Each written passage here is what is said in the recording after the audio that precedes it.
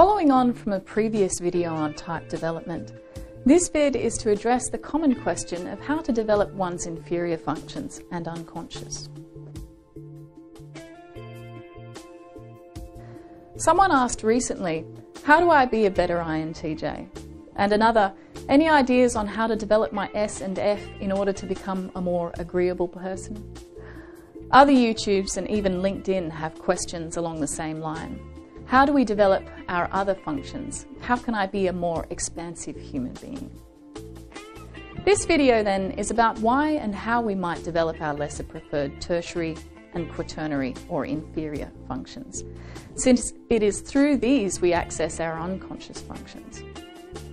Let's recall we have 4 Jungian functions in our conscious mind, which are classically referred to as dominant, auxiliary, tertiary, and inferior.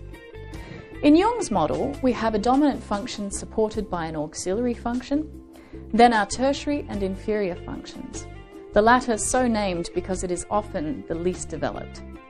These functions operate as function pairs or couplets, the dominant couplet being our dominant function and its auxiliary, and the inferior couplet being the inferior and the tertiary. We know that in Psyche-Type development, it is normal and healthy for each individual to have a different amount of energy invested in each, with varying degrees of development. The dominant is the dominant because under normal circumstances, it's our most preferred way of being and is therefore usually most developed, since it is presented for development first. Ordinarily, given a nurturing and supportive childhood, we then proceed to develop the auxiliary, the tertiary, and inferior over time. Often our dominant function is graphically overrepresented as being many times greater or more important than the others.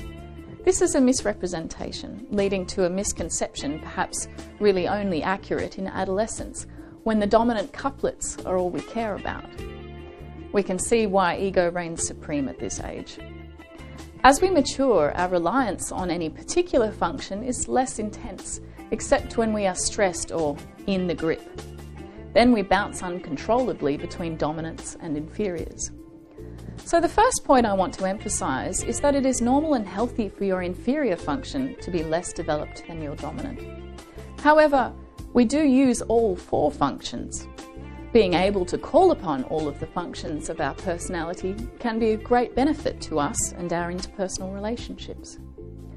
Jung saw the spiritual purpose and therefore psychological goal of life as what he called individuation, the integration of the psyche's opposing forces and a unification of the whole personality. Most often, individuation evolves in mid to late life, when an individual has had the opportunity to develop their functions, after having experienced a broad spectrum of challenges and learning, no longer feels driven to win, to be right, to prove themselves or to prosecute their values. In other words, they're no longer constrained by their psyche-type or ego values. This opportunity is available to anyone who invests in knowledge and practice. To help explain more about individuation, I'll use a denatured case study. Although still a very active and capable man, John at 70 no longer has the perfectionist fervour he had as a young INTJ, but is now so relaxed and comfortable with life that he's more like an ISFP much of the time, enjoying the many pleasures life has to offer, like communing with nature or taking 6 weeks off work to enjoy a holiday. As a management consultant, John knows type theory well. His psyche-type hasn't changed at all throughout his lifelong recollections. He has always seen and reacted to his world the same. When I engage him in conversation about his professional life, he still offers the kind of broad conceptual overview characteristic of NI. The difference is, he doesn't need to use his NI all the time, often simply noting what is, without extrapolating into what this might mean and why. In this period of life, he is often happy to simply enjoy whatever new experience life offers up next, without wanting to direct it, understand it, exploit or control it in any way. It's no accident that in old age an INTJ like John can resemble an ISFP.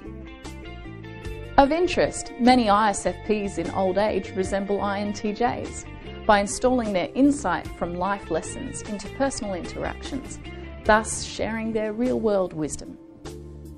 In both cases, the individual has become so comfortable with their inferiors that they are able to call upon all facets of their personality at will. What I observe about such individuals, regardless of type, is that they have an ease and self-acceptance about them. In his youth, John was a bright and highly driven management consultant who would readily put noses out of joint with his blunt, direct INTJ manner. Nowadays, I don't know a single person who doesn't feel comfortable in John's presence. I've also seen him do decidedly un-INTJ things, like engage in chit-chat at the coffee shop.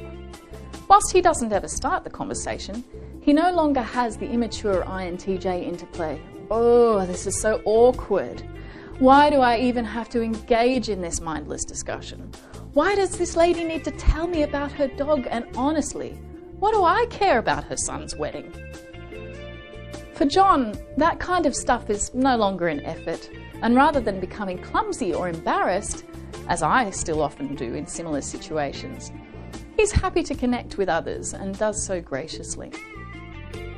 Before returning to the question of how we develop our inferior functions and become more comfortable with life, ourselves and others, it's worth briefly discussing what happens in stress. You see, we all have access to our 4 conscious functions and the different awarenesses that they facilitate. But common amongst descriptions of individuation is the idea of being able to call upon each function appropriately, independently, and with a level of conscious control. This requires a special skill that usually presents with age, but can be learned. As young people, we tend to have a lot less control, particularly of our tertiary and inferior functions. We are less adept at handling them, knowing what they feel like, when and how to use them. The tertiary or child function is often described as something of an Achilles heel. The child function is the opposite of the auxiliary function, so it can have a destabilizing effect when underdeveloped. For me, as an INTJ with FI as my tertiary function, stuff that has a high emotional content can be really debilitating. My NITE is great at solving problems, but when someone wants to cry on my shoulder about all the misery in their life, the burden on my FI can leave me feeling drained, crippled, and even fatalistic. As soon as I get like this, I'm no longer accessing my gift. I can no longer use my NITE to help find a solution because I'm weighed down with emotional baggage which can explode unpredictably. Just as the tertiary function can be fragile, the inferior function can be volatile. Being in stress is often described as being in the grip. Naomi Quenk, author of In the Grip, has written about how, when in stress, our personality seems to contort.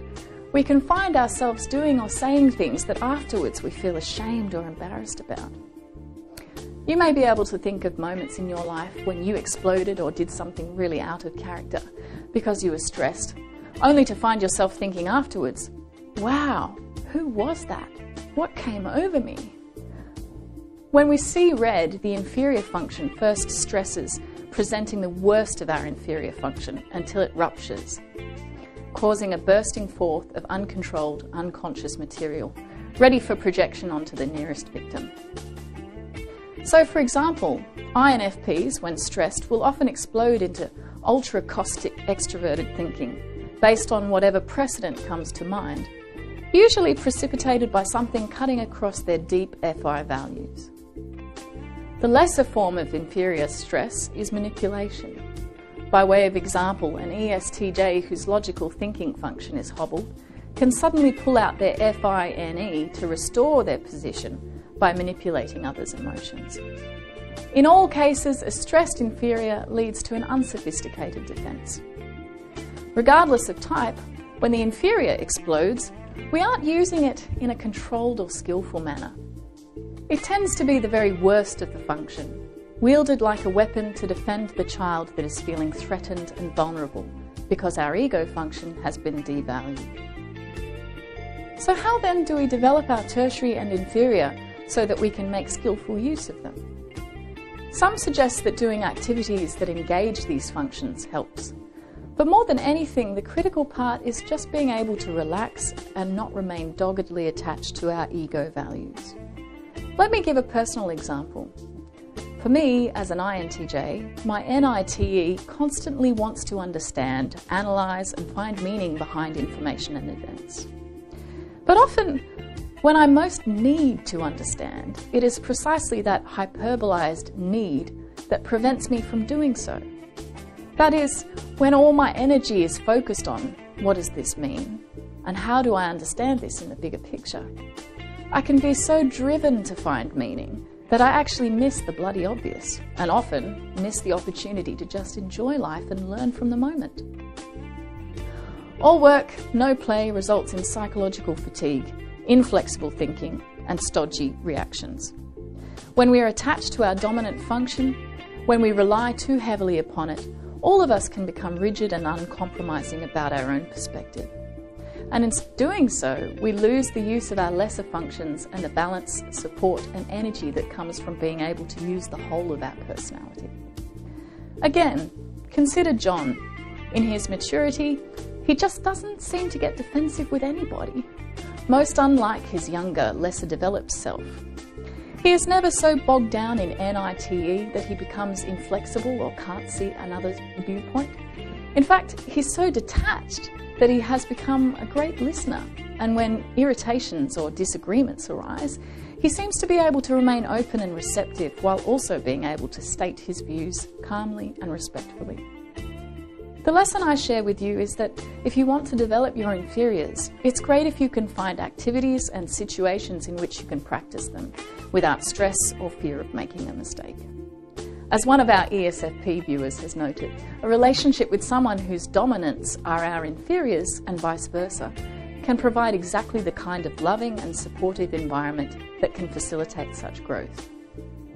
But the key is really just being able to remain relaxed and fluid, detached from ego, if you will. The easiest way to avoid being a victim of your inferiors is to know what they look like, to understand how your psyche works. Too many people have a little knowledge, enough to label bits, but not enough to know what to do with them. This is exactly why InterPersonality have developed their Psyche-Type courses. Stop needing to be right with your value system. Stop needing things to turn out a particular way. Don't take yourself too seriously and enjoy a walk on the wild side occasionally. Paradoxically, I know that personally, when I can sit back and just observe using FISE instead of NITE, this is often when I get my greatest insights.